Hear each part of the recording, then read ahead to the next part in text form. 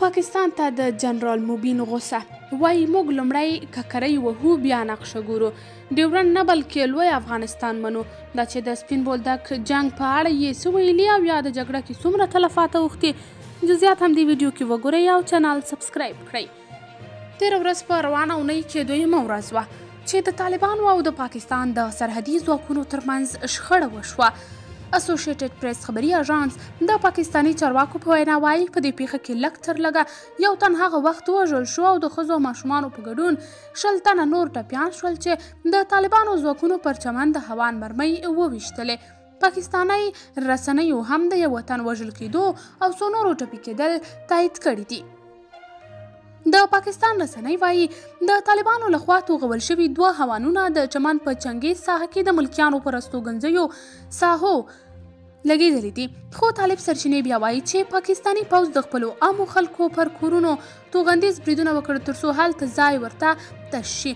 طالب سرچینې وایي چې د البدر ځواک درنو ګوزارونو پاکستاني پوځیانو ته ګڼ تلفات اړولي، خو پاکستاني حکومت یې له خلکو په جنرال موبین په یو لړ ټویټونو کې لیکلي موږ اول غاښونه ماتو، سیمې نیسو، مغرورې ککرۍ ماتو بیا نقشه ګورو. لنګماره ته لږ صبر شه، که مذاکرات ناکام شي نو تور پنجاب یعنې د انګریزانو د پاتې شونو په زیان ده. هېواده زموږ سرونه ستا په خدمت کې دي، په افتخار خپل سرونه قربانۍ ته ورکوو. پاکستان په تیر جنگ کې هم خدای جل جلاله وشرماوه، خپل عوام په خپله وهي چې سیمه تش کړي. دې سیمه کې پاکستاني چارواکو بار دغه خلکو ته ویلي چې دغه سیمه پرېږدئ، خو خلک نه پرېږدي، نو اوس یې په دې پلمه له سیمې وباسي. بلخوا د چمن څخه یو پاکستاني چارواکي ویلي موږ فکر نه کولو چې طالبان به د پاکستان پر ضد داسې جګړه وکړي، خو ښکاري چې طالب سرتیري هم لکه د تیر جمهوریت سرتیرو غوندې د پاکستان ضد ذهنیت او انګیزه لري. په راپورونو کې ویل شوي چې طالبانو غوښتل په شیرو اوبو سیمه کې پوسته جوړه کړي چې پاکستان یې مخنیوی کړی.